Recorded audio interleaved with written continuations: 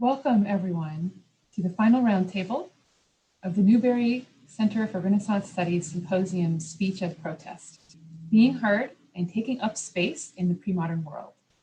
My name is Elisa Jones, and while I am currently an assistant professor at the College of Charleston, I began planning this symposium 1 year ago as a postdoctoral fellow in the Center for Renaissance Studies. As I thought ahead to the election of 2020, I wanted to plan something positive and potentially powerful that helped me work through the questions I had about if and how my own work as an early modern historian could be useful in our increasingly contentious present. How little did I know? I started out with a question such as, who has the right to public speech? What constitutes speech itself? When does speech become protest? How are the boundaries drawn between those who believe they have a right to be seen and heard in public space and those who believe they do not? Who decides what the boundary is between public and private space, and how is it policed? And importantly, how do we recreate these pre-modern stories through archives and libraries that reflect the very structures of their suppression? In the end, and with the support of Leah Markey, Christopher Fletcher, and Rebecca Fall in the Center for Renaissance Studies, I decided that as our own public became more and more fractured, it was necessary to create a space for the interaction between humanist scholars whose work sheds light on these histories and those who have a stake in these contemporary battles. This symposium was therefore designed to explore these questions as part of a larger conversation over time and across space, relating pre-modern examples of the formation and fracturing of various publics, as well as contests about who could participate in them, to modern debates about who does and does not have the right to be heard, as well as the active role that protest and censorship have played in defining them. For this reason, Ada Palmer's keynote address and Christopher Fletcher and Analú María López's collection presentation, both of which are available on the CRS YouTube channel, frame this symposium. Ada urged us to turn to the early modern print information revolution in order to better understand our own digital information revolution today. She explained how turning to the pre-modern can help us understand why extreme voices are amplified through new technology, and argued that pre-modern examples can guide us through the dangers of misunderstanding how censorship and regulation function in relation to these new information technologies. Chris and Analú put examples of speech and protest from different time periods and cultures together, exploring other fruitful avenues of bringing the pre-modern into conversation with the modern. Analú's final example, an image from the protest of Indigenous and Black youth in Chicago who faced police violence at the Christopher Columbus statue in Grant Park last summer, brings speech, protest, and the policing of public presence to the fore. It also brings us directly into the urgent contemporary need to understand the pre-modern past and act with that knowledge. It is that urgency that served as my inspiration in designing this symposium. And I hope that these conversations will help all of us find productive and useful ways to engage with our various publics as we move forward from the challenging year that 2020 has become. I would like to thank all of the Roundtable panelists who have made this symposium a success. A representative from each panel, Sherwin Bryant from Northwestern University, Kathleen Lynch from the Folger Shakespeare Library, and Urvashi Chakravarty from the University of Toronto, will now join me, along with Christopher Fletcher from the Center for Renaissance Studies and Analú María López, the Air Indigenous Studies librarian at the Newberry Library, for our concluding roundtable discussion, bringing the pre-modern into conversation with the modern. Ada Palmer is unfortunately unwell and cannot join us today. The roundtable panelists will respond to your comments and questions after their initial conversation. We invite all of you to place your thoughts, comments, questions into the Q&A box throughout the panel. Chris and Analú will now begin our panel with a brief explanation of what they learned in putting together their wonderful collection presentation. Thank you, Chris and Analú.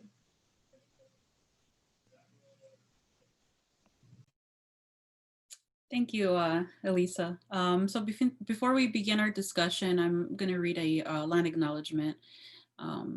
So as part of our commitment to addressing the ongoing legacies of dispossession and settler colonialism, as well as our relationships with the city, the land, and the environment, the Newberry Library has written the following land acknowledgement in partnership with the Chicago American Indian Center.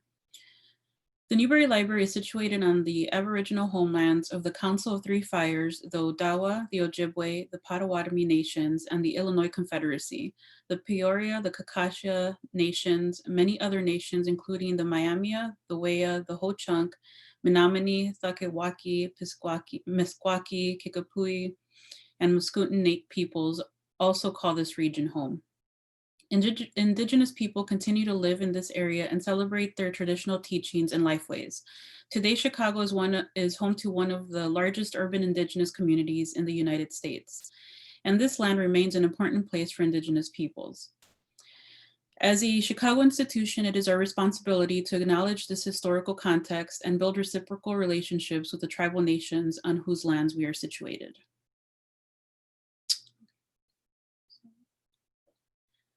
So we begin our discussion being heard and taking up space across time. And we're going to talk a little bit about our speech and protest and archival collections. Chris, I think, is going to begin the conversation. Want to go to the next slide? Sure, be happy to do that. Thank you, first of all, to Elisa and to our colleagues in the center for giving us the opportunity to put a presentation like this together. And special thanks to Analú, who did most of the technical work, editing and putting all of our different recordings together. So when Elisa came to us and wanted to do a collection presentation, of course, we were initially going to do this in person, which is something we traditionally do for our programs, and it's always a highlight of any program. So the challenge was how to bring Newberry materials into a virtual conversation. And what Analú and I tried to do was to really hit on this idea of how these different ideas of speech, protest, dissent, all these different things resonate throughout the centuries. And when you have an archival collection like the Newberry's that does have such an incredible range of material from the medieval period all the way up to contemporary protest, as you saw if you watched the video, it becomes a very great resource for being able to tell those stories. So just very quickly, I'm going to just run through the list of the materials. What Analú and I decided to do was to put different pairs of items in conversation with each other. And in some ways, the more different they were, the better. It was a group of items that on the surface didn't seem to have anything in common at all.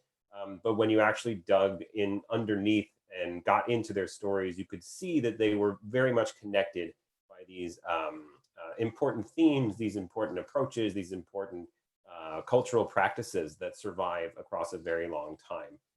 So this was true for all of the different pairs that we put together. And hopefully you all had a chance to watch the video. If you have not, hopefully you will go do that.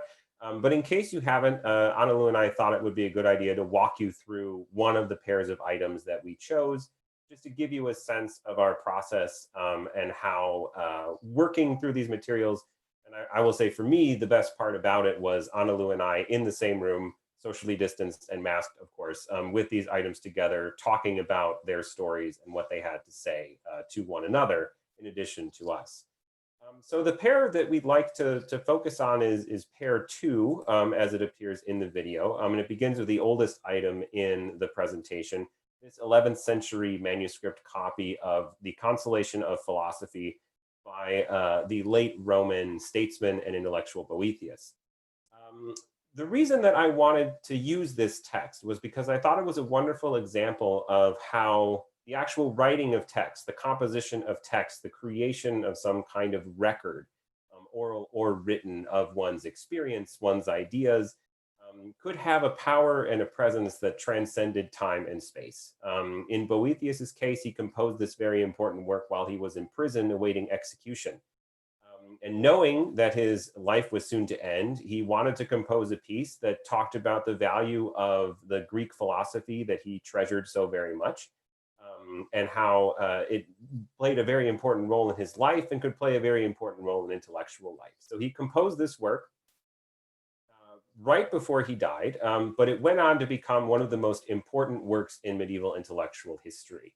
And So a manuscript like this, which was made hundreds of years after Boethius died, gives a sense of how important people found this text, even in an age without the kinds of avenues for dissemination of information that Ada Palmer talked about, even in her talk, or that we certainly have today.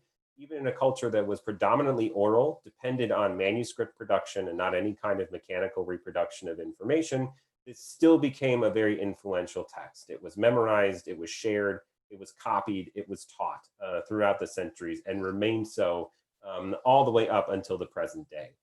So I saw this humble looking manuscript as a real sort of physical witness to how even in the Middle Ages, authors recognized that by recording their ideas and their thoughts in text, their words could have a power that could go beyond what they themselves were capable of producing. Even especially if in Boethius's case, they found themselves restrained by various authorities for different reasons. Now, when I chose this piece, I really didn't know what to do with it in terms of what the other pair would be. But then Analú had a brilliant suggestion of something that came to her mind, and I will let her now tell you about the next item we paired with it. Thank you, Chris. I always enjoy hearing Chris talk through the Boethius, because as he mentioned, on surface level, when they first approached me to pair up items, I'm like, oh, I don't know how we're going to find something that's going to pair up, right? But as soon as he started talking about the Boethius, I was like, oh, I have a perfect one to pair with this. Do you know about the Rizal manuscript that we have? And as I started talking about it, we were talking it through, we're like, this would be a perfect pairing. So what we have here is a broadside created by Filipino national hero Jose Rizal in December 30th of 1896. It's titled Mi Último Pensamiento, but when it was created, it was unsigned, untitled, and undated. So it's essentially a poem of 14 5-line stanzas. And Rizal essentially hid this inside of a coconut oil lamp, and after his execution, that lamp was given to his family, and that's where his family basically found this poem hidden in there from him. So this piece is one of the last notes that Rizal created right before he died through a firing squad. So they did execute him on December 30th, 1896. Though he wasn't actively involved in the Philippine Revolution, the planning and conduct, he ultimately did approve its goals, which eventually led to Filipino independence. And he was executed by the Spanish colonial government for essentially the crime of rebellion, even though he didn't actively participate in it. But a lot of the individuals who did were very inspired by his writings.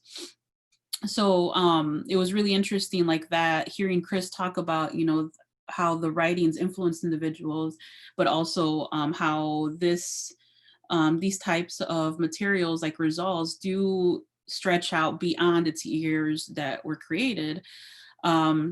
So this copy, it originally in Spanish, but over the years it's been translated at least into 46 different Filipino languages, including Filipino Sign Language, about 30 other languages. It's in English, various other ones over the years. So it basically got its name also from one of Rizal's friends, Mariano Ponce, who essentially named it or titled it Mi Último Pensamiento. And then it's also known as like Mi Último Adiós.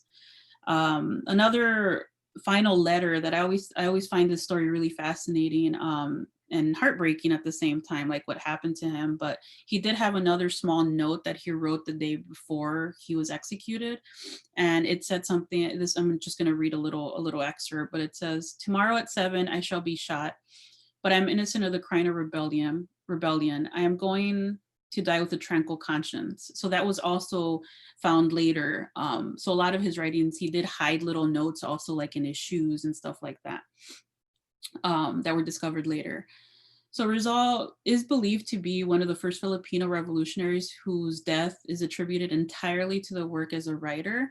And I always found that really interesting, the impact that writing can have, whether you participate overtly or not in these types of public, right, revolutions. So this also, what I find fascinating about it is that it did also have a lot of political impact in the 20th century.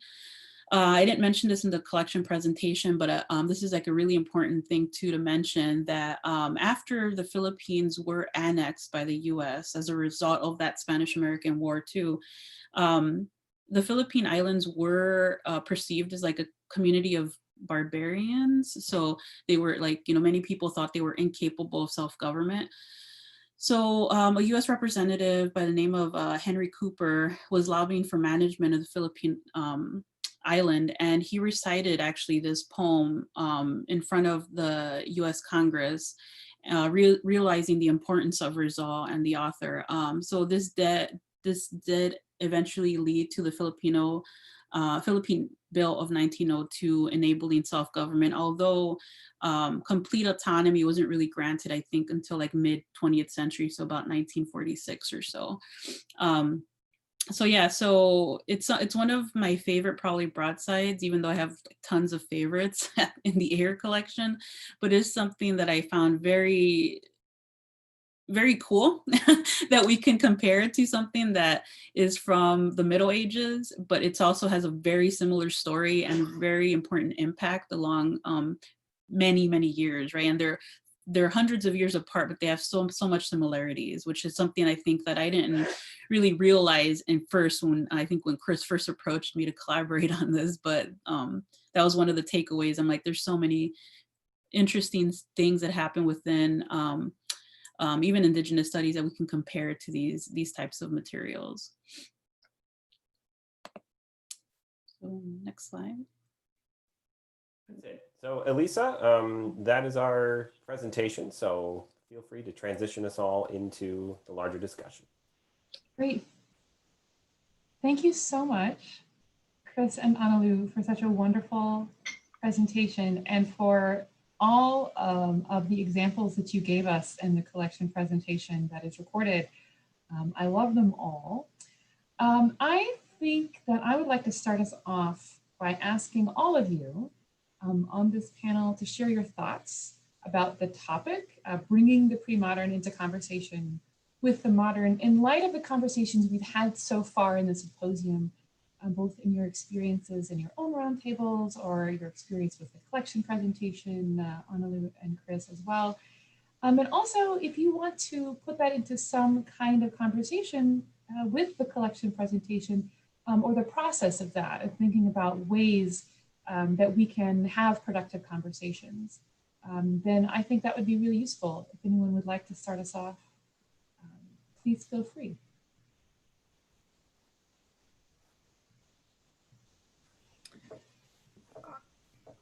I'm just really moved by this presentation, by the panels, by your topic, by your questions about it, Elisa. I just have to say, we knew, as you did when you were planning it, that there was going to be a certain relevance to these conversations right now, and that maybe they would even be provocative or challenging or offer some directions forward. But what I find especially strongly in the course of these conversations is a need for real reflection, real deep reflection and rethinking.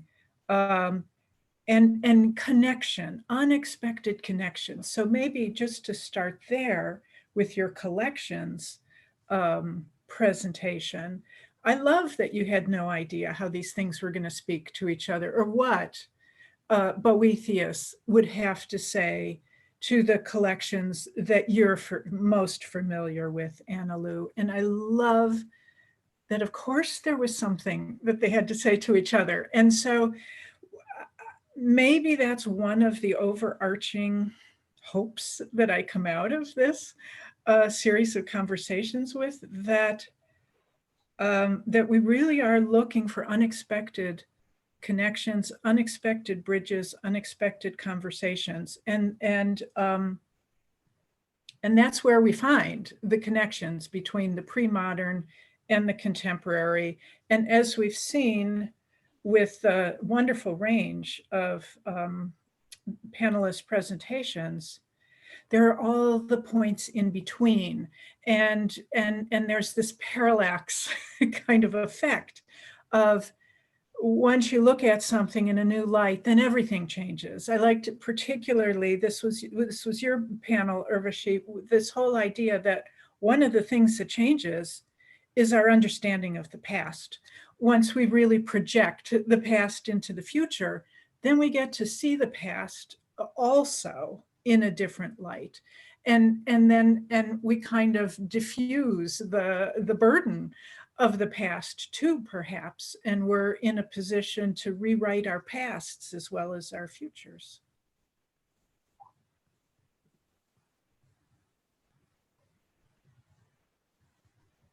That was really lovely, Kathleen. And if I may pick up on that, Kathleen, first of all, thank you so much for organizing this conference, Elisa, and for asking these questions, which are just, they have a particular resonance, as you say, both anticipated and unanticipated in various ways. And thank you so much for that beautiful collection presentation. And I was also very moved. And one of the things that I found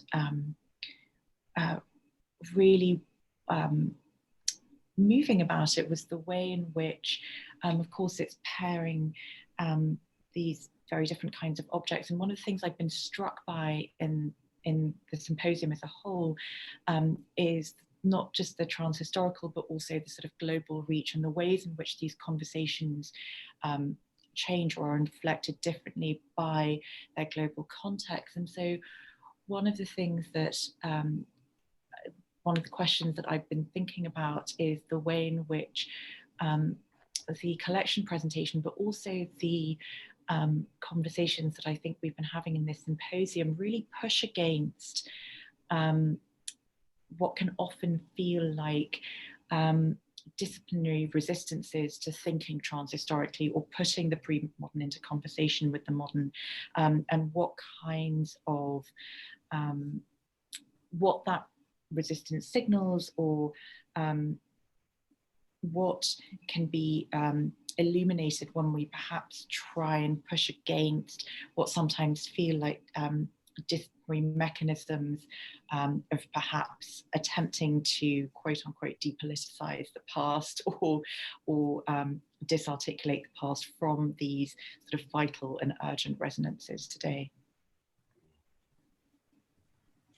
Yeah, I just want to say that that if we're talking about the sort of modern and the pre-modern, if we're talking about speech as protests and the protests as speech, and we're relating back to the sort of video presentation in relationship to the collection, I was really struck by the engagement around Buckingham Fountain and the ways that the protests at various monuments in relationship to Columbus and the colonial really sort of showcase for us, I think, in this very moment, the ways that that various publics understand that these protests are fundamentally about a broad range of issues and practices that were sedimented in the colonial context, right? That there's a way in which we are still entangled within the colonial, right? That it's not a kind of neat period as historians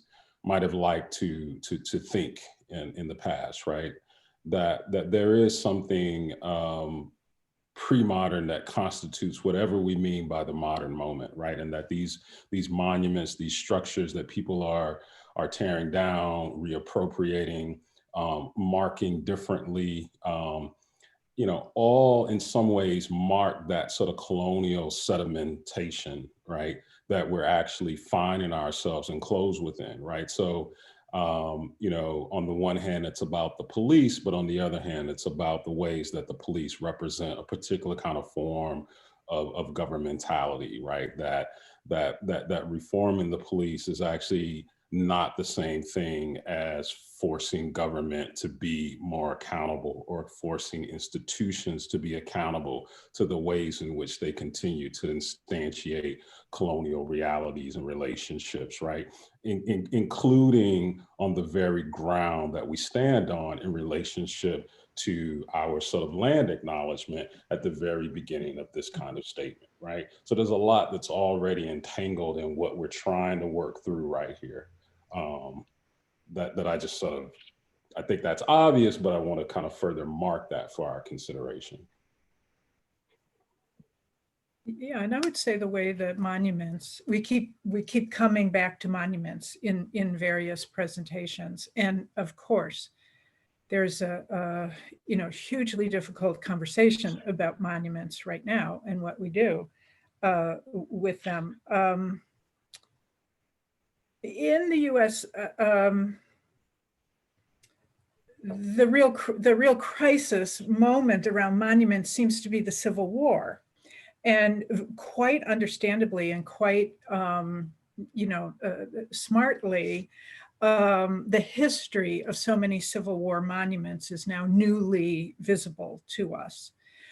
I'm not sure precisely what it adds to the conversation, but I do think you're right, Sherwin, that the monument, we have to take the history of monuments further back. And that it is an incredibly important component of the colonial experience and the colonial heritage. If we take it even further back, there are two monuments that we've touched on in our conversations that really have me thinking in different ways about monuments. And one was Brendan Small's Pasquino. And I thought I knew something about Pasquino and the way that that statue was used. But what I didn't know at all was it was a fragment, a classical fragment of a statue. And then the malleability of that, the adaptation to new uses was interesting. And it had me thinking about, what if we just leave some of these Confederate monuments to molder and disintegrate and become fragmentary, and then they become used differently, or the locus of different kinds of conversations. And then also, of course, Eloise's example of the stele from China. And again, back to your point, Urvashi, that it makes such a difference to have these conversations in a global context and present entirely new possibilities for how we engage physically with markers and remnants and fragments of the past. Yeah, when I think of the pre-modern going into conversation with the modern, I often like to think of it as, if we could transport people from the Middle Ages today, like, what would they recognize? And what would they not recognize? And I think there are a lot more of those that they would recognize than not. And so I'm always interested in thinking about how, medieval approaches, that's my particular area of expertise. But I've been struck, especially lately, how medieval intellectuals in general were much more comfortable with the past, in the sense that for them, the past really wasn't past. I mean, they could understand that what happens in the Gospels happened thousands of years ago in a place far away, but for them also that's a tradition that was constantly being reimagined, reinterpreted, sort of rebrought into their society. And you can think, for an example, of, say, an image from a 15th century prayer book that shows the Annunciation of the angel Gabriel coming to Mary in a 15th century villa, and there was no problem with that. And yet, Sherwin, as you brought up, sort of what we're really confronting now in a lot of these protest movements is that recognition that the past is not past either. And as much as a lot of people would like to think that systemic racism disappeared with slavery, and once slavery was gone, that solved the problem, it turns out that there are a lot more of these after effects and these structures that were set up by that system that are continuing to impact us today. And part of what I think is really interesting about the protests today is that people are confronting that in a very, very open way. That really a part of this struggle is not just about what happens next, but also how we think about what happened before. And that's something that I see a lot of models for that in the way that people in the Middle Ages, in the early modern period, thought about history and how it worked. And so I think that's a really valuable thing, that the records of those investigations that we have in archival sources like the Newberry can be used to really bring those back to the fore and give us something to look to while we're trying to work through these questions now. Yeah, I think that's something that Chris and I often have these conversations about that I find really fascinating too, because someone that isn't my focus isn't pre-modern studies. I is talking through Chris with a lot of these. I'm like, there's so many similarities. And I think like when we're talking about monuments too, and a lot of the push to get them removed, especially in Chicago, a lot of the stuff that's happening now presently, you know, I think I hear some of the arguments that people pose, you know, they're like, well, we're rewriting history. You don't do that, just leave that up, right? But I don't see it as a rewriting history, but I do see it as a confronting our historic, right? These historic wrongs that have happened and for so long we've believed that are true, right? And omitted certain people and certain stories from the narrative, right? So I think that happens very often, right, throughout history. And, you know, another thing I think I've heard, you know, in relation to like the Columbus statues, I hear people also kind of say, well, you can't apply today's standards to the past, right? But I also think if you dig further, you kind of know that even Columbus himself was being judged in his time, right? And I think that's something that's omitted from the narrative that a lot of people, you know, either don't know or refuse to acknowledge, right? I know someone who came through the CPS school system, like we weren't taught these things, right, through the Chicago public school system, right? And not until we really got into college or something did we actually know all of this. So I always kind of push back, you know, to that also, that resistance to really confront our histories, right? I know they're not easy, right? A lot of people, there's a lot of trauma on both sides, right, when we're talking about this, but I feel like it's something that helps us better understand history so we can move forward, right, through it, and really acknowledging those historical wrongs, right, that have happened over centuries. And the other thing, if I may, is that as we know, many of what these monuments memorialize are fictions and our strategies that persist today. So one of the instances I've been thinking about is the way in which over the summer there was a movement in the UK, and Edward Colston statue in Bristol was removed,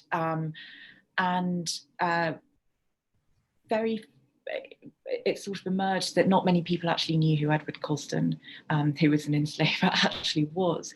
But of course, his presence and British involvement in Atlantic slavery was far-reaching and pernicious, but the sort of fiction that's persisted over centuries mostly centers around abolition.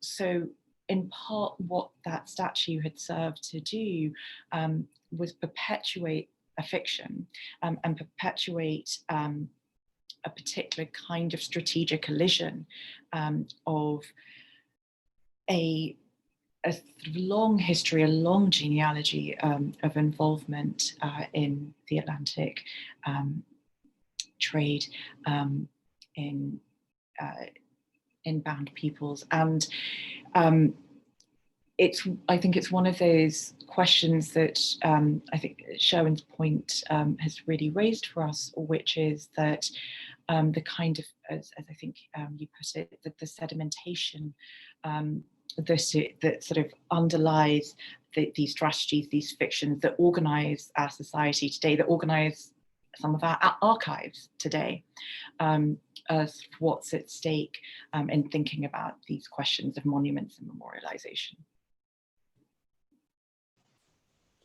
Yeah, I think the one thing that I would add to that, just to belabor the monumental discussion a little bit longer, is just that, so in terms of thinking about the Confederacy, for example, and why it is that we have, you know, these Confederate monuments, even in places like Chicago, right, New York, you know, what is it that is being sort of longed for, celebrated, marked, in the early 20th century when these monuments are broadly being erected, right? And or we might say, what is it that the Confederacy itself represents, right? And I think that, you know, many of those who were proponents of erecting those statues, Silent Sam at the University of North Carolina, insisted that these were about a particular kind of vanguard of white nationalism and the white nation. So it was not reducible to the Confederacy or the Civil War, but it was also in some ways a kind of culmination of, a kind of celebration of, and longing for a kind of project of white nationalism that also followed the Civil War in terms of sort of further constituting the West, right? Chicago is very much a beachhead in that project, right? And so when we think about street names and generals of the Civil War, but also of westward expansion that are marked off in a space like, say, Evanston, Chicago, et cetera, it seems to me that those histories are very much connected to one another in terms of these monuments and what it is that's actually being celebrated at the end of the 19th century or longed for, post, the war in the Philippines, Spanish-American War, et cetera, right? These are all, I think, embedded and bottled up in the sort of expansion of these monuments across the would-be American landscape in that sense, right? So a kind of neo-colonial or kind of a colonial marker, if you will, of white nationalism that is really being erected at the beginning of the 20th century. It's what I think is being packaged in, but also a simultaneous attempt to marginalize and erase indigenous histories, indigenous presence, Black histories, Black presence, right? Their modes and practices and self-governance, right? Those speeches, right? Very much seeking to sort of undermine the political power of these various constituencies or their ability to speak, if you will, or govern, right? That is exactly what I was thinking about, Sherwin, was how these examples all lead me to think about how we tell the stories, which came up a lot throughout the sessions. Archives, libraries, sources, legal records that themselves are structured in ways to reflect those absences which were often purposeful. And so I'm wondering if you all want to reflect a little bit on how we get to that point. One, I was so moved, Analú, by your experience in recovering and relearning Nahuatl. And it's so striking how you're using these early modern texts that were designed to do something completely different. They were designed in order to Christianize and civilize, right, these various indigenous groups, and that was the purpose of them. And to use them for something completely opposite is so inspiring a use of history, and it made me think about something that Sherwin, you said in your presentation, which was this point that Spanish sovereignty claims in indigenous territories in the Americas were often based on this, the fact that what they were calling royal subjects, enslaved peoples, enslaved Africans who had escaped into those indigenous territories, that they were thus subjects of the royal authority. And so this was a way to enter those spaces. And the intertwining of space and place and erasure built into these claims of authority that are then built into the very structures of how we're reading about people's stories through legal records that are the result of colonial practice, through our archives, even our medieval sources and archives that were put together in times when they were supposed to represent the coming together of what were those European nations, for instance, in those examples. We look at the history of archival theory. All of these things, right, that have to be contended with. And I'm wondering, from all of your different perspectives and the kinds of research you do, and we have an interesting interdisciplinary and geographic and chronological group here. I just wonder if you all would reflect more on those examples. So as a librarian, I always think about access to material, right, and access to information. But also something that's on my mind often are the absences and silences within archives and stuff that you can't find, or individuals, communities that you are be it the way we organize the archives to the way we name the archives, you know, like who has the power to do this. And, you know, I think about it often in the work I do. And I think that stems really from, again, like my CPS education, thinking through like, why wasn't this taught in high school? You know, why wasn't this taught in elementary school, right? And thinking of communities that I come from, like having access to this information too, and how can we make it more accessible, but also start really confronting the way archives have been for years since libraries started, right, organized, right, and how can we reorganize, right? So, and that's something that we are working on at the Newberry, which I'm really happy about, that we're addressing this, right? But I think about like also like in terms of like you mentioned, you know, relearning the language I've been doing for maybe, I was trying to do the math the other day, I think it's 17 years or so. But I've really only had a mentor for about the last 4 years. So that's very different than like actually a mentor helped me advance substantially, but because it's not only about reading it, but you have to, it's a very oral language too, right? Before these books were introduced, right? So when we're thinking about like also the supremacy of the book, that I heard someone talk recently, they said the supremacy of the written text and book, we have to keep in mind how these indigenous languages are very oral, right? So it helps in hearing and speaking the language and actually practicing it that way to learn it faster than just reading it by myself. But for instance, like the Molina book that I mentioned in the collection presentation, I always find it fascinating, right? It's attributed, of course, to like Alonso de Molina. I find his story really fascinating, how he became like bilingual essentially, right? He became fluent in Nahuatl and then studied it. And then they created these various texts, not only him, but other friars with that intention, right, of converting indigenous people.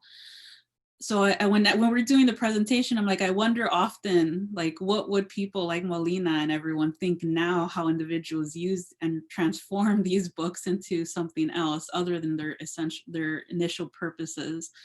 But also, like within that Molina, what I find fascinating is rarely within these texts do you see the attribution to the indigenous people that helped construct these as well, because we had people, indigenous people, that were helping these friars create these dictionaries and grammar books, right? But they're often left out of this narrative, right? And I think that's something that I often think about in the work I do as a librarian and as a language learner.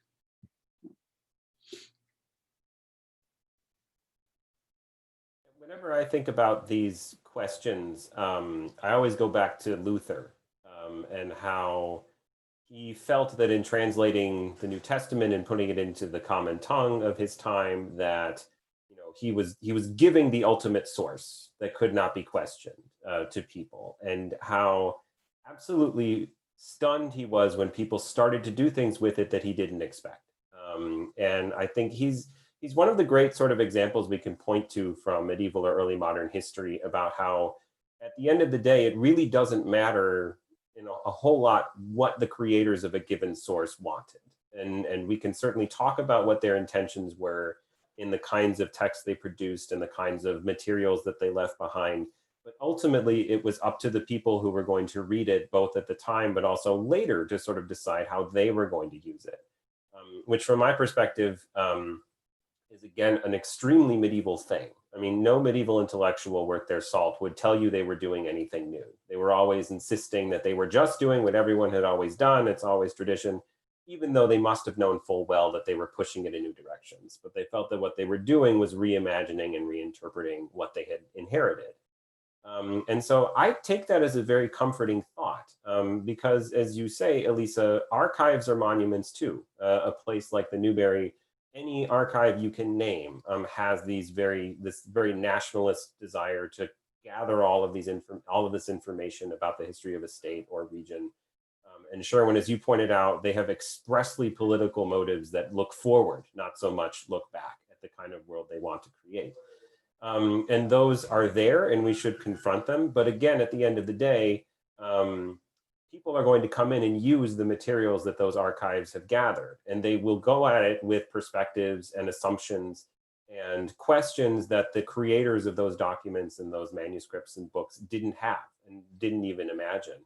And so we found, and one of the things that I loved most about talking with Analú about the protest and the fall of the Columbus statues was how a lot of these young protesters are doing things like reading Columbus's journals and going back to these 16th century sources and reading them, learning about them, and weaving that into their various calls for protest. It's not just about pulling down a statue. They recognize the long history that goes back to it, and they can point to those original sources as a way to counteract the 20th century reimaginings, the narratives that were constructed for white supremacist purposes.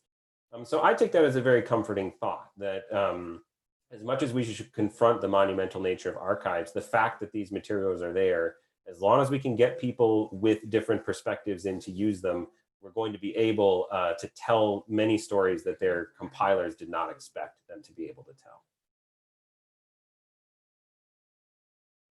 No, that's great. And I'm kind of a keeper of a monument myself, you know, or at least on a team that has that responsibility. And I think you're right, Chris, that the monuments we in academia have to think about really deeply are the archives and the collections and the motivations of those who have collected and the opportunities those of us who have some responsibility now take and the new directions we create. So Analú, when I think about your question, why wasn't I taught this? That, you know, that question, we have all been confronted with that question about history.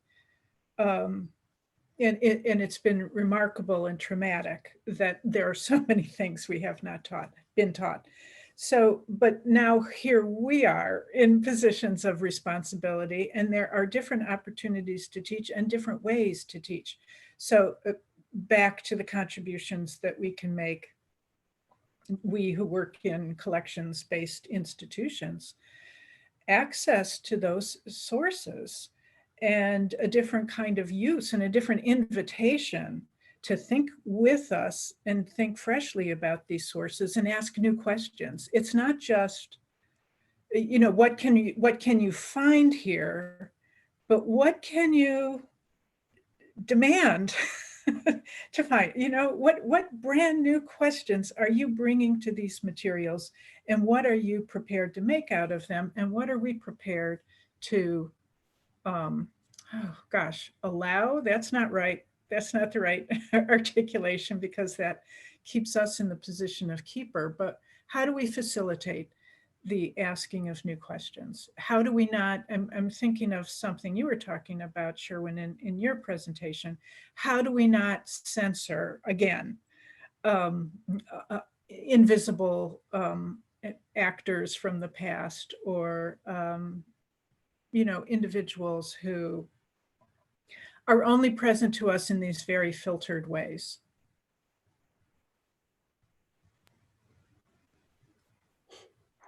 Yeah, absolutely. I think that's you know, rather apropos. I mean, you know, one of the things that I was trying to underscore was not only the ways that enslaved, sort of formerly enslaved rebels, people who resisted violently, not only the ways that they shaped the law and that they incentivized customary practice, which was fundamentally a part of law, but that if we only pay attention to jurisprudence or the legal process that would govern a particular court case or serve to inform its adjudication, that we miss a great deal of the social history that's embedded in those documents by way of the testimonies of the enslaved themselves, right?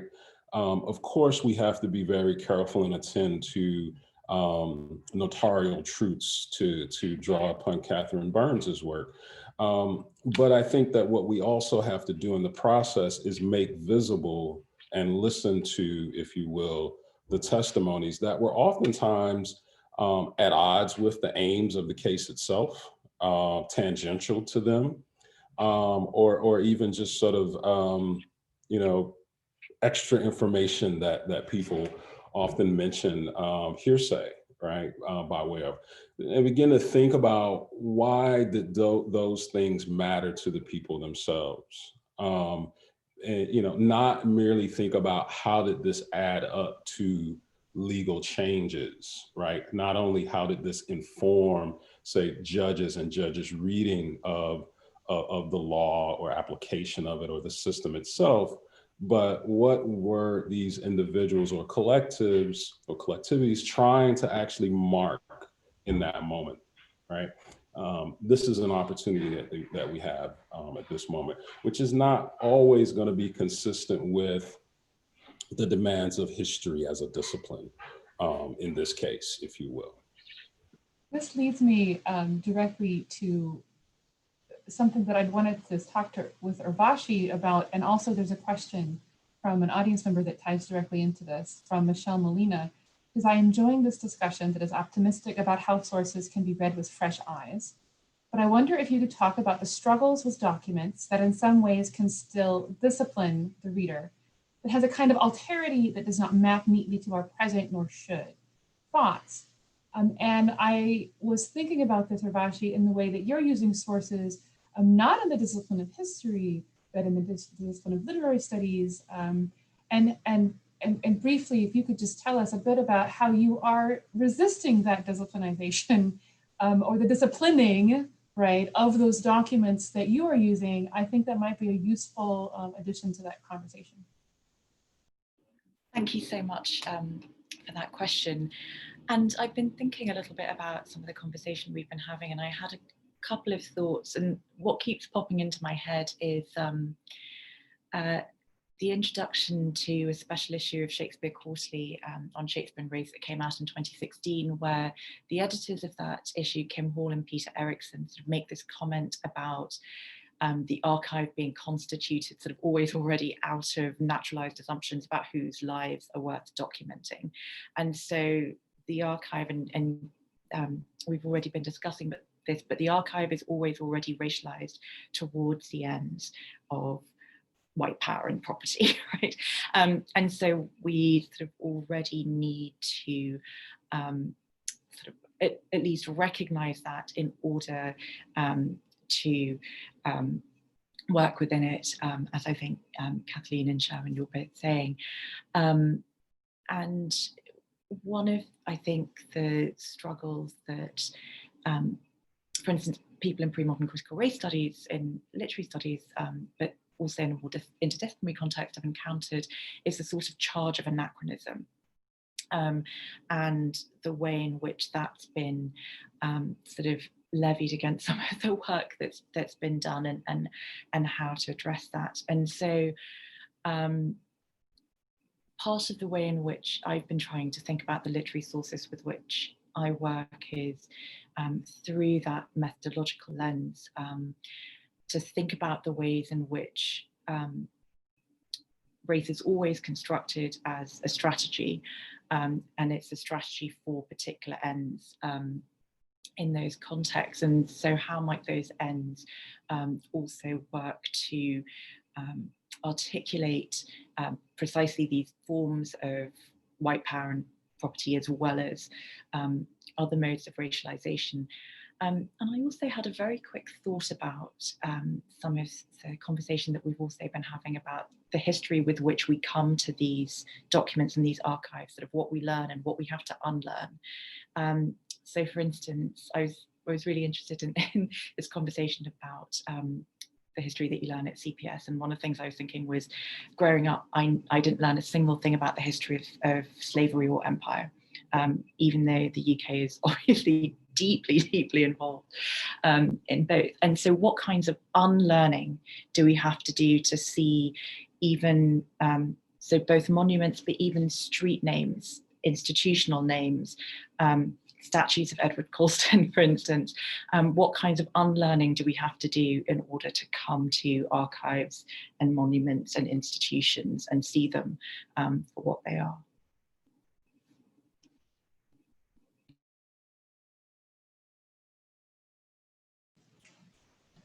We have, thank you for that. And I think this idea of unlearning as a way to learn is useful for all of us and useful for having these conversations.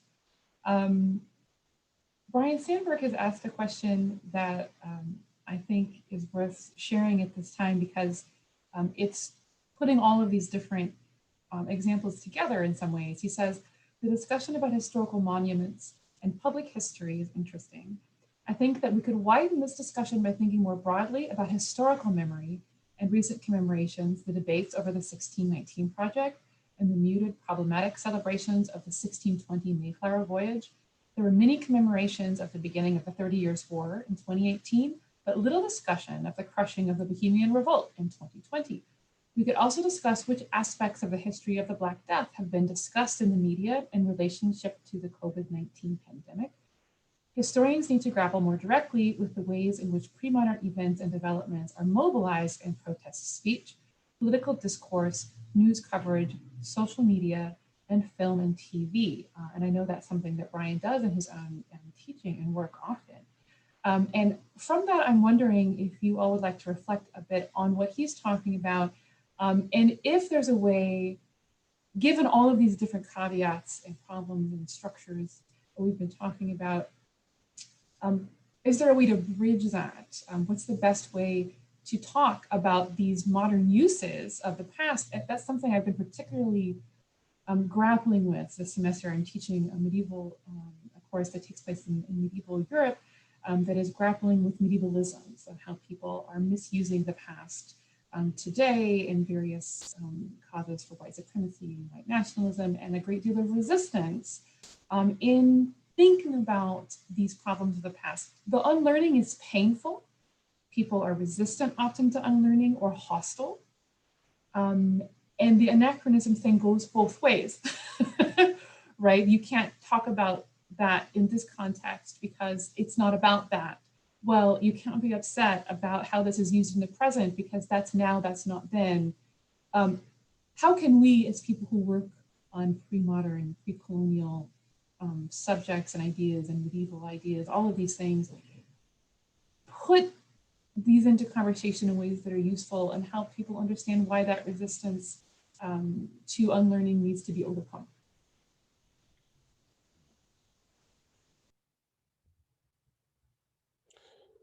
I'll hazard a response to this question that may possibly bridge an answer to Michelle Molina's question about the ways that the documents can still discipline the reader.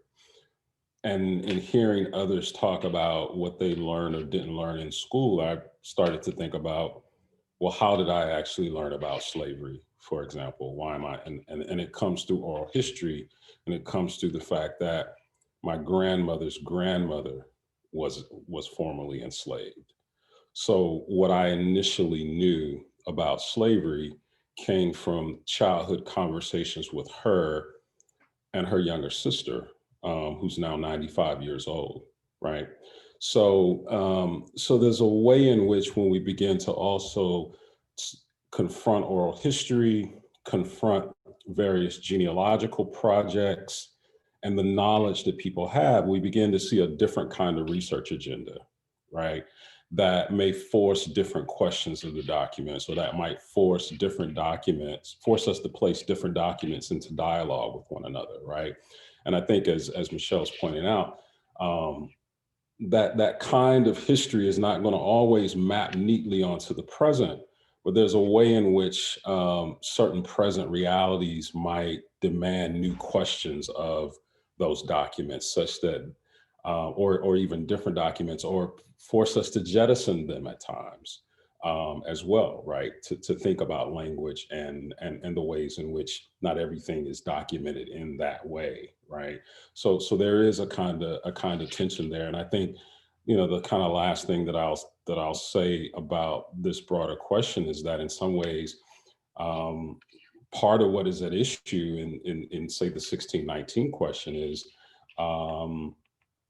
will the demands and the historiography of Black history dictate the sort of research agenda, the narrative of the nation, if you will, right? Or will other narratives and longings dictate the narrative and the research agenda, right? And I think that's sort of, you know, a big part of what's being demonized and kept at bay. That is the sort of demands of Black history and Black historiography, right? As intervening on these sort of nationalist longings that we have.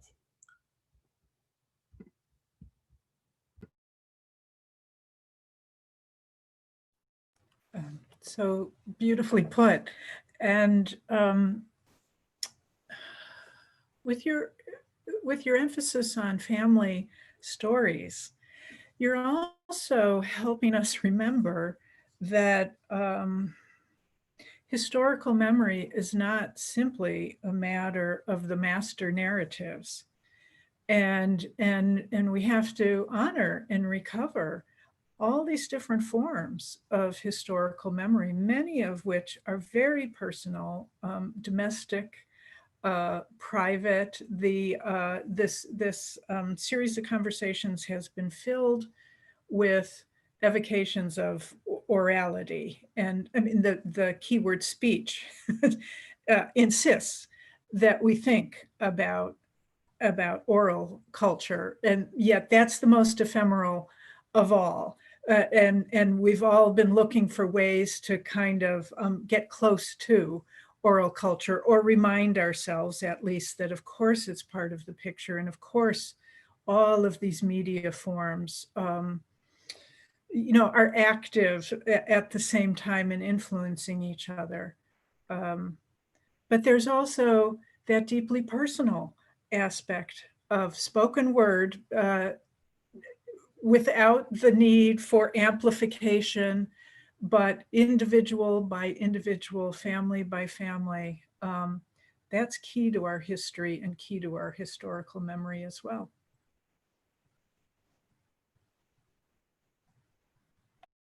This is a great question. And, you know, it took me quite a while to realize, for instance, how disciplinized I had become through my graduate career. I've been looking at the Middle Ages, early modern history so much differently since I started at the Newberry, because I've been talking with especially people in the McNichol Center for Native American and Indigenous Studies. And on the one hand, that exposed me to a completely different approach to early American history that I had been taught when I was a student. But at the same time, it also introduced me to totally different ways of thinking about historical evidence. I mean, you could look at what scholars like Christine DeLucia or Elisa Brooks have been doing in relying on tribal memory, relying on the stories that have been orally passed down about what happened during King Philip's War or what happened 300 years ago as valid historical sources that are important for telling the stories about what happened in a particular region at a particular time. And so I think part of the answer, and this is going to be hard work on those of us who are instructors, but is also to kind of make opportunities for that. I mean, I believe very strongly that giving sort of free access to sources with, as you put it earlier, Kathleen, right? What's the right word to talk about? You know, what's the right verb to use for how we want them to get their questions? It used to be we would teach them, right? Or we would lead them to ask certain questions about the sources. But I think giving people these sources and just trying to give them the freedom to ask the questions that they want to ask, and then nurturing that by being more interdisciplinary, which is hard. It's really hard for us to speak across disciplines, to bring in other work. But I like the way that the conversations I've had with scholars from different disciplines have helped me rethink what I have come to see. So really, it's things like this that help, this conference, that help us to kind of reorient the way we're thinking. But I think at the end of the day, we do have to be willing to step beyond the boundaries that we were taught in our disciplines, which, as we all have to remember, was something that was mainly developed in the 18th century, exactly when all these nationalist narratives start to be built, is when von Ranke decides that you go into an archive, you read what's there, and that's your answer. And that has governed history for a very long time. What we're finding now is that there are real problems with approaching history that way. Just to kind of go off of what Chris was saying too about making those opportunities available. Part of like my position what I do at the library too is instruction. So I do a lot of outreach too to try to get into the Newberry, maybe classrooms or students or communities that maybe otherwise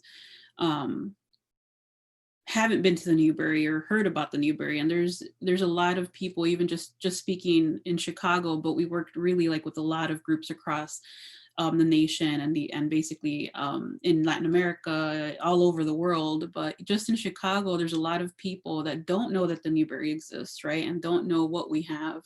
So I think about that often too in the work that I do when I bring in classrooms and students and talking to them about these certain histories. Sometimes it's very difficult, right? So sometimes I do have to set up the classroom or the presentation in a way where we can feel some students are coming in safe talking or sharing certain things maybe that they have been affected by directly, you know? So it is like hard work, and I think it's continual work that we all have to do.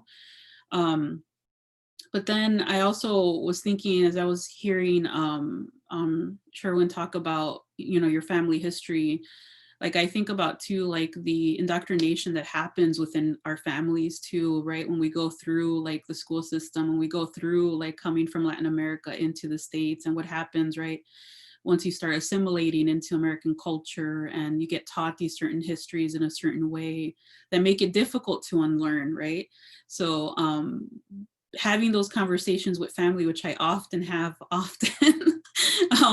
and I'll usually get, you know, like not everyone, but they'll say like, well, you just don't like to enjoy things, right? And I saw like the perfect meme that said something like, you don't like people, can't you let people enjoy things? I'm like, okay, well, I enjoy critical thinking and judging. So let me do that, right? So, I mean, I think it's difficult, but I definitely have these conversations like with family and friends forever, even if they're very difficult conversations, you know, and I feel like that's needed as well, right? To start bridging like that making that bridge, right, between these past and present and how they're directly affected.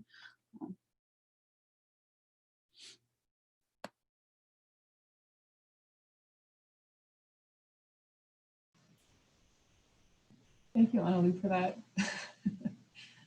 It's a good thing I was muted because I laughed really loudly. I just want to remind our audience that if you have questions or comments, you are more than welcome to post those and we will address them. I also am wondering if our panelists have any questions that they've been thinking about that they would like to share, and we're happy to address those as well.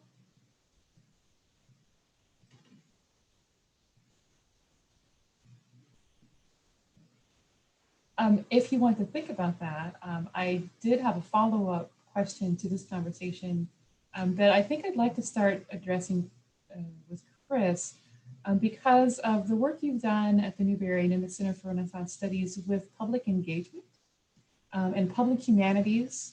And I think that is a very important bridge. And I think that many academics of all sorts of stripes feel that disciplinization, disciplining that Urvashi mentioned when attempting to broach subjects outside of your accepted boundaries. We made periodization a thing. We invented it, in part thanks to our Ronka, right? We made periodization of time.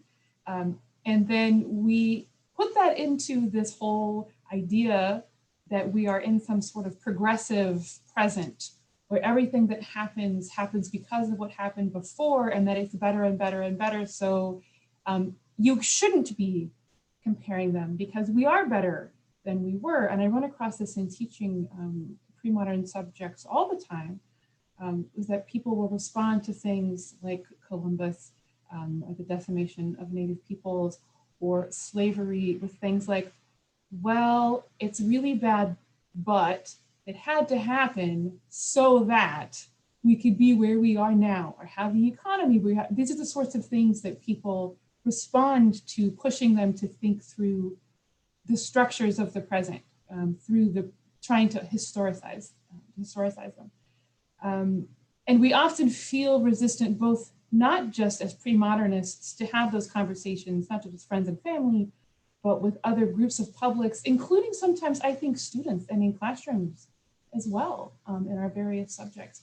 So I'm happy to have all of you comment in some way on your experience with these different things. But Chris, if you want to start us out with your experience in public engagement and humanities, I think that would be great. Sure. It's a really big topic, but I'll start by saying that something that that really was sort of driven home to me by the time I got to the Newberry was that this kind of work that we're talking about, these building bridges between these medieval and early modern sources that have important things to say and contemporary people who need to listen to them, is that it can't just happen in the classroom. And I think part of the reason that we're in the situation that we are is because I think I saw a meme on Facebook or something that, you know, like when you're in elementary school, it's kind of like, you know, here's the history of the United States and what's important. And then you're in high school and it's like, well, here's some things you didn't learn about. Then you get to college, it's like everything you know is wrong, which is sort of kind of how it worked, right? The sort of high level questioning of narratives, these unraveling of these sort of long accepted stories about people like Columbus, that work is not really done until you get into upper level undergraduate classes, at which point you've already missed a very large segment of the population. And so part of, I think, what we need to do is to sort of embrace more kinds of public outreach. And I think that's, it's something that, again, as a medievalist, I was sort of implicitly trained as a graduate student to never imagine that that was possible, right? I was sort of conditioned to think that no one would ever find what I was doing interesting, and that it really wasn't worth talking with other people who weren't specialists because they just wouldn't understand. At the same time that was happening, Game of Thrones was getting started. The Lord of the Rings had already blown up quite considerably. And you could look around and just see the Middle Ages everywhere, or medievalisms everywhere, and having people be really interested in that. So when I got to the Newberry, what I found was that when people would come in for collection presentations or exhibitions or things of that nature, and I started to talk to them about materials like Analú and I presented in the video, I always tried to just sort of let them engage with the source first and ask whatever questions they wanted to ask about it, sort of bring whatever assumptions they had to bring with it. And then we would just sort of work with that as a starting point of trying to get them to talk about this source. And I found that approaching a medieval or early modern item in the first place, they came sort of preconditioned to think that they wouldn't understand it, which ended up actually being an advantage in a couple ways. One was they were much more likely to ask questions about it because they automatically assumed that they shouldn't know what this is about. So they're fine asking questions about what it looks like, how long it is, what does this picture mean? The other thing that was an advantage was that when they came up with something that they recognized, whether it was an argument, an idea, an image, something that resonated with them, it resonated much more powerfully than a newspaper article that was in the morning paper that day. This sort of idea of not being able to understand what happens in the pre-modern is a way that when it actually says something to you that you recognize, it hits a lot harder. So when we can say, for example, as Analú has seen in the many people protesting Columbus, when they can go back to 15th and 16th century sources and see that he was on trial, he was viciously criticized by people at the time who realized that what he was doing was wrong. That resonates extremely powerfully. It shows that that sort of resistance, if you want to use that word, is part of that history. So the way I would begin answering that question, and I'll stop talking after this, is that I think all of us who have expertise in these sources, whatever they are, and know how to talk about them and know how to tell the stories of these objects, should be trying to do so in as many ways as possible, and trying to step beyond the boundaries of academia and do what we can to engage different people. We won't reach everyone, but we'll reach a lot more people than we will just sort of doing the standard academic teaching classes and producing research. Yeah, I think that's why I like that part of like the many responsibilities I have at the Newberry is that class instruction where I can bring in different different students, different communities, right? Because a lot of times too, it's not like that traditional center historically how we would do presentations, right? But sometimes, you know, we leave space, right, for also like if the instructor is going to chime in, if the students have their own, you know, thoughts on the object or the material. I really like hearing that back and forth too, because many times like I'm also learning from them. So that's actually what I've told a lot of students. Like we've had high school students, right, that have come and been part of these instruction sessions, and they'll tell me, you know, like, you know, we'll post some questions. Sometimes it's harder to get some engaged, but then I remember one that told me, well, I don't know how to talk about this. I'm not like a scholar. And I told him, no, you are a scholar. Everyone can be a scholar. And he's like, cool, I'm gonna add that to my resume, right? So just kind of having that little like building that like reciprocal relationship, I think like I work a lot with doing, and over the years I've had repeat classes that come, which I really enjoy, but I also find it challenging when it's a first timer class that's coming to build that relationship with them. But I try really hard to do it so then later we can start having more active learning, right? What we call active learning engagement or activities when they come in. So it's not just about standing there telling them everything, but also we can kind of have these conversations like we're doing now, right? And I think that's some of my favorite work, which I miss right now because of COVID, but we're finding different ways to engage digitally. So I'm hoping that we can digitally have these as well, which I, you know, prefer the in-person, but there's something else I was going to say about, with the work I do specifically with the Indigenous Studies collection. It is a challenge, but it's something that I do, just talking about the histories even of our area, you know, how this is like Indigenous land and always will be, and speaking about like Indigenous people, the history of this land too. It's something that I try to integrate a lot into the work too. And talk about at least, you know, when the sessions are happening, because getting back to what we've all kind of talked about, like these things that weren't taught in school, right? Down to like how Sherwin, you know, had talked about also like the street names, right? Some of them, you know, them being native routes, you know, the importance of that, right? Certain streets in Chicago, those silences that exist, I always try to include those in some way. But yeah, I can keep on going because I love those classrooms when the classes when they come. But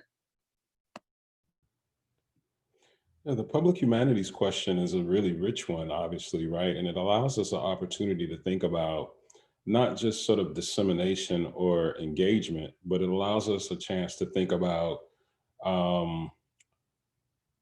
what already exists as public knowledge. It allows us an opportunity to acknowledge the fact that there are knowledgeable publics who are engaged as scholars, who are engaged in this research, who have very present relationships to these very old questions and documented histories, if you will, right?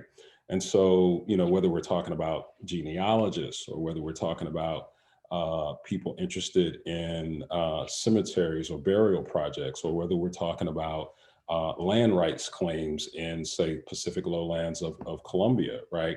These histories, this sort of local existing knowledge offers a different kind of orientation to us. It offers us new questions for old material and ways of reconceptualizing that work, right? So what happens when we let or, you know, submit to or acknowledge that there is already an agenda that's been set by various publics for these histories, if you will, right? So in some ways, what Chris is talking about in terms of sort of saying, let me provide you with this document and see what you make of it. You know, there's a way in which people are already aware of or interested in documents and have something to do with them.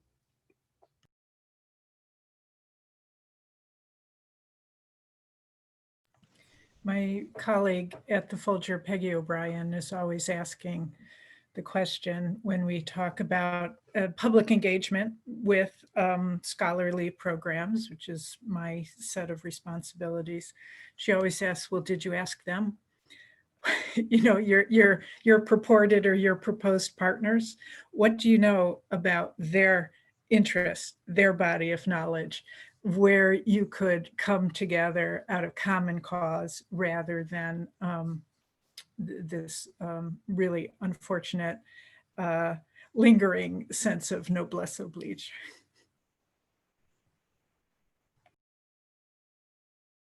I think that's a wonderful point that we've all been discussing. And then I know that this point has already been made, but just as a reminder, conversely, there is another kind of public knowledge which everyone has, which is the knowledge which is structuring the routes that we walk down on streets which are named after enslavers, that is, and the buildings that everyone is walking into. There have recently been, over the summer, there were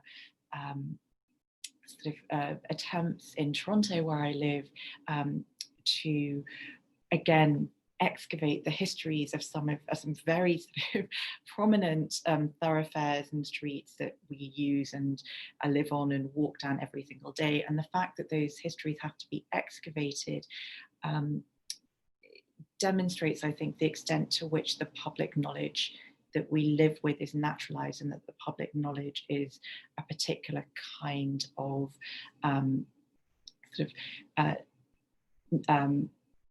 form of learning that we've all both done formally, but are also doing every day formally, that we actively have to resist. So I love the idea that we need to sort of make sure that we work against that sense of noblesse oblige, as you say, Kathleen, but also recognize that there are also modes of public knowledges which are deeply harmful, that need to be at least sort of brought out into the light. Thank you all for that. I could talk about this question for a very long time, but we are reaching the end of our period that we have, and I want to get in another question to you that is actually a combination of 3 questions that have come in that are related enough that I'd like to put them together in a way that I hope is useful for the panel. One of them is from an anonymous attendee, and then the other 2 are from Christine Helmer and Randy Robertson. And these questions amount to this. What do you need to see from institutions, universities, libraries, museums to advance your important work? And this is in the context of Sherwin and Urvashi and Analú, talking about the kind of research you're trying to do and thinking about, right, how can we interrogate the racialized present, I think is what this person is referring to in some way, right? Essentially, what is your vision for the future of our institutions, and how do we get there? What methods are historians creating that address the constructive dimension of knowledge? In other words, not just what do we need from our institutions, what are ways that we could think about structuring those in different ways, but methodologically, what should we maybe rethink? Are we doing things methodologically that are also causing barriers to bringing these conversations together, the past and the present together? And then on that note, how do we inoculate ourselves against charges of anachronism, which are tantamount to charges of heresy in many circles, which is very apt? How do we determine the limits of historical analogy? And how do we remain responsible then to the past as well as the present, which is also an extremely excellent question. Well, one thing if I want to talk about is how the construction of knowledge and the access or in access to it, right, within libraries, which I mentioned very briefly, but like, let's say for instance, subject headings, right? And how subject headings are created within libraries and under what circumstances and by who had the power to create these types of subject headings to put individuals in these boxes, right? And the language that's used, right? So I know for us at the Newberry, that's something that comes up, especially when I'm working with different tribal communities and different indigenous communities is, you know, you're searching our cataloging system and you can't find what you're looking for because the terminologies you're using from the community aren't reflected within cataloging standards, right? which is something then that I explain, I explain to them the reasons why we go by Library of Congress subject headings, for what reasons, and acknowledging the problematics to them, that they're very problematic. Sometimes there's still very racist language that's used, very inaccurate languages that are used. And we know this at the Newberry, and I think we confront it, and we're working currently, for those unfamiliar, we're working on a grant project to help to address these issues, right? And how can we start beginning to think of outside of the way we've been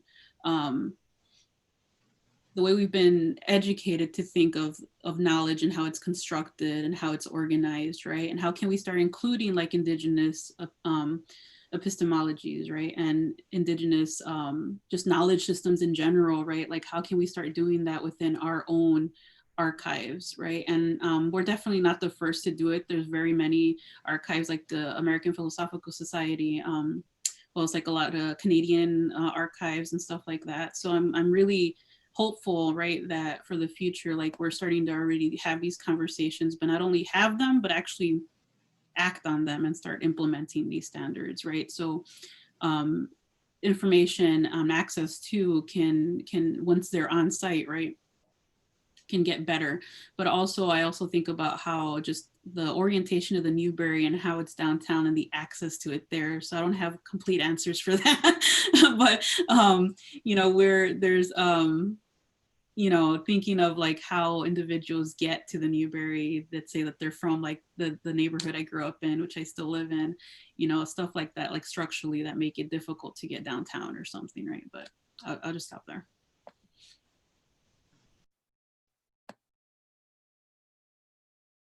So many layers to the question of access.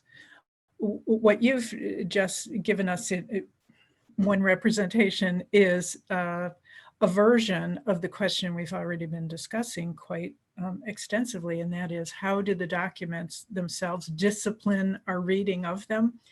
And at another level, the very serious question for all of us is, how are the institutions disciplining who has access, what the expectations are of the nature of the question and the nature of the answer, and whose interests are going to be served by those answers? Those are very real and troubling histories, and many of us are seriously grappling with those troubling histories, but also trying to think about both the ways forward and the ways that work in the scholarly world for the past several decades has been helping us move in new directions, and just continuing to build, but also asking ourselves, what are the resources that we have at hand? What are the resources we need? How do we go find them? How do we change our collecting practices, maybe? If I'm right, Analú, from your example of the photographs and some of the commentary around that event of pulling down the statue of Columbus, that is now part of your collection, is that right? Yes, I donated it, but with a restriction. So I did a restriction for 5 years. So there are just, I think it needed to be restricted, even though you can't really see anyone on there, but I donated it, a digital file, but that's a print that I made. So an actual physical print isn't available, but it is digitally, but I gave a restriction on it, which is something that, gets us into another conversation on restriction, right? And library ethics of how, like, we shouldn't censor, we shouldn't restrict, but we also have to keep in mind, especially when we're talking about indigenous material, that there are certain restrictions that are put on some of these, and for reasons that are important to the community, right? And I think that's something that gets us into another conversation of indigenous intellectual property, right? And how certain things were mined and taken from communities without permission, and how does that reconcile with library ethics, right? Or does it, right? Right. And yet, so a complicated example, and maybe a small-ish one, but very real, move in a new direction, in new chapters of our histories of these kinds of institutions. There are so many things to say here. I think really at the core of it, though, is going to be just an acknowledgement that a couple of acknowledgements. One is that we can't continue on the path that we're on. The institutions that were set up in these very colonial, very nationalist kind of standards, it would be a mistake to assume that we can keep doing things the way we've always been doing them and somehow things will work. And then I think there's the recognition of, again, I'm a medievalist, so I keep going back to this, but like the way we engage with our tradition, not as something to be preserved and respected, but sort of to be kept alive in a constant series of reimaginings, which if you look at the history of the medieval church is a pretty great example of that. So I say that because I think there are all kinds of different things, some small, some large, that institutions can do to sort of address some of these problems, even over questions of access. So if you're a library or an institution that has collections that people should use, take a hard look at your opening hours. Are you open at a time when people who say work a 9-to-5 job can come in and use the collection? Or are you set up in a way that only scholars who are on sabbatical can come in and use your collection? So that's one sort of small type of change that you can make. And then on the opposite end of the spectrum, if you're an academic institution, a department, this is one of my pie in the sky things I've been hoping for, is reimagining what the dissertation is. You know, is it in the best interests of these questions to have people continuously to produce something that is a book, but not quite a book, that is a very esoteric, narrow, very self-contained thing? We've written dissertations because that's how the discipline has worked for a very long time. But to sort of link back to Brian Sandberg's question, could we imagine a situation where a graduate student could write a screenplay and submit that as something that demonstrates their knowledge of the field, demonstrates their ability to work with primary sources, and also demonstrates their ability to engage a different sort of public or a different type of viewers or readers with that kind of question? I think when we look back at things like the Reformation or the Middle Ages or these sort of moments in history, we see intellectuals doing this all the time, not just making one kind of thing, but trying to develop many different kinds of sources, which you can find in collections like the Newberry. Many different kinds of things, many different kinds of ways to engage with publics in as many ways as they possibly could. And that's something that the academic discipline has certainly lost since the 18th century. And I think for me, that's the big thing that needs to be changed, is that ability to re-embrace what was once at the core of intellectual life, which was this attempt to try to reach as many people with information that is important. And back to the other type of dissertation, how can we get as many people with expertise in these sources out into the world and not just necessarily in the academy? So I'm going to interject here for a moment because I have a direct response to that. One of the other things that I care about and study is digital history in the context of digital humanities and how it can be used in public history. In some ways, to answer the questions that Analú and Chris are talking about, and we're all talking about, of access, there's a huge range of understanding of what you could call digital history or digital humanities. One of those things has to do with archivists making collections available, helping people digitize the collections that they have and creating a new archival record from community groups or underrepresented groups through that way. And that's one aspect of this whole digital project.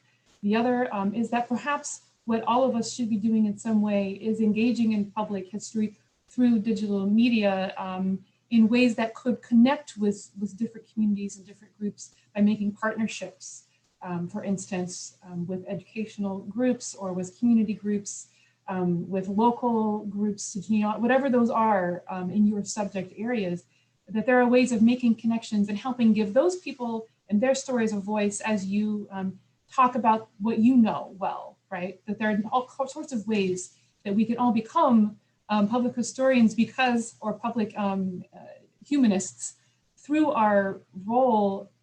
And the resistance to that has often been disciplinary and the tenure process and the whole thing that after the dissertation is the things that are now under flux anyway, because of the situation that academia, like the rest of the world, finds itself in right now. So I just wonder if we can inject into this conversation the idea that we can, if we try to do so purposefully, and in thinking about access from the beginning, incorporate new voices into the record while also helping people think through pre-modern examples in modern contexts by coming up with different ways of making those things visible that aren't just in traditional academic formats, that can both be doing research digitally through these new collections or also presenting work in interactive digital formats that can reach new audiences. And I think that's really exciting, actually, as a way to think about how access and archives can change together. I think that's really an interesting thing to think about and something I hope we can all work more on in the future.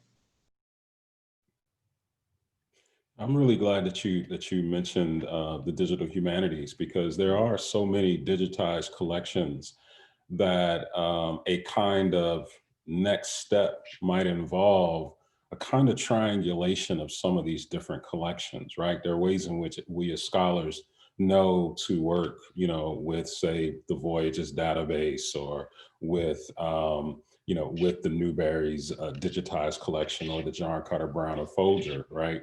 But that's not always translated into our dialogues with, local public school teachers or local genealogical societies, right? Who are often, as I've mentioned sort of before, have a kind of research agenda that, if we actually engaged with, might refresh our own in some ways, right?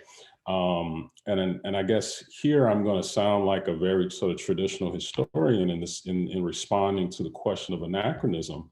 I think that what these demands suggest is a sort of deeper engagement with the material sort of realities of these older stories, right? A more rigorous engagement. They challenge us to think more carefully about what it means to be competent in various fields of analysis, right? And what sources are we reading, or what literatures are we reading? So in some ways, I think that the charge of anachronism is confronted through that sort of broad cross-training kind of methodology, if you will, to answer the methodological question, right? So it's not to jettison the disciplinary practices, colonially inscribed though they may be, altogether, but it is to sort of think more carefully in relationship to those histories. I'm not going to really go too far in policing historical analogy.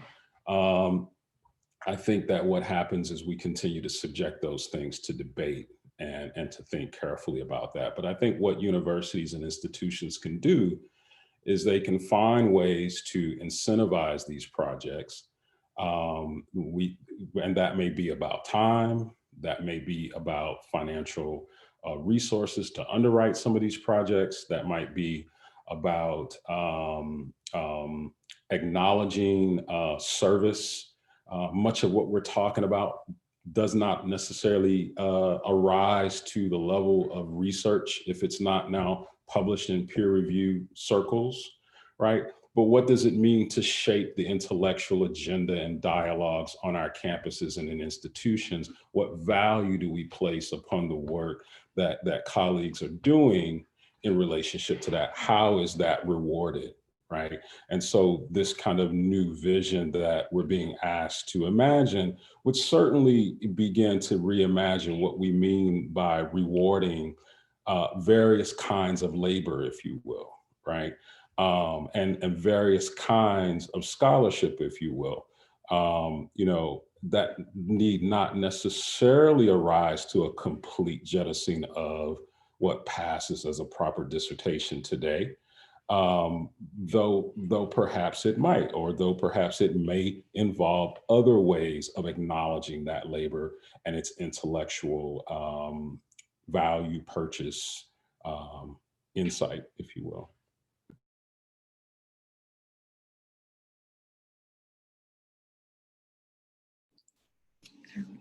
And if I may, one of the things that I've been thinking about is the way in which access to archives has always been contingent on time and money. It's always been contingent on teaching load, on resources, and the ways in which those are bound up with sort of structural conditions of labour, of race, of class, of gender, right? And so those have always been questions that I think, again, we need to, and if we're sort of thinking about them in more sustained ways and thinking about ways of addressing them, that's fine. But the archive has never been neutral, either in terms of what's in it or in terms of access to it. And so I tend to think that we need, wherever possible, to push against any attempt to neutralize either the documents that we're left with, or the archive that we're confronting, or the institutions that we're dealing with. And I think moves to increase access through digitization and engage with wider publics are really important, and also to at the same time to bear in mind that those digital resources are also not neutral, that they also have settler colonial histories, that they also have particular kinds of structuring contingencies. I very much like the idea of responding to the kind of charge of anachronism with deeper engagements, because often in the ways in which, for instance, it's been encountered in pre-modern critical race studies is as a way to say that race didn't exist, or slavery didn't exist. And it's been through the painstaking work of scholars like Imtiaz Habib, for instance, who have gone into a number of different records and archives to find this evidence, which was there but had not been subject to the right questions or the right methodologies, and also to be alert to what, for instance, those charges of anachronism are doing in our present day. So again, thinking particularly about pre-modern critical race studies, is it a way to suggest that, for instance, race isn't strategic today, that it's somehow not fluid, if we're talking about early modern race as fluid? So what are those charges of anachronism attempting to instantiate in our present day and in terms of our present conditions? And I think it's through a careful consideration of the past as well as the present that we can sort of discover what that the work of an anxiety around anachronism is actually doing.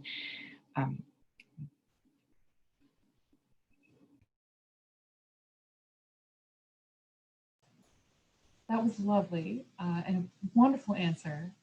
I think deeper engagement is the perfect response to charges of anachronism, and I think returning to the historical record and making the case that we're using evidence, and then putting that evidence into conversation with the present often reveals that we don't always understand the present any more than we do the past. And I think that it's useful to put these into conversation. And I thank all of you for helping us think through that with your time and your examples and the work that you do in all of the different ways that you do it.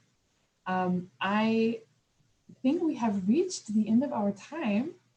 And I have to say that I'm bringing the pre-modern into conversation with the modern to an end today, but I hope that we will all be able to continue it in our own work and in our own conversations on all levels. And I want to thank all of you and all of the participants and the Center for Renaissance Studies and the Newberry Library for making the symposium Speech as Protest possible in the time of COVID, and for all of your participation and patience with all of the online time.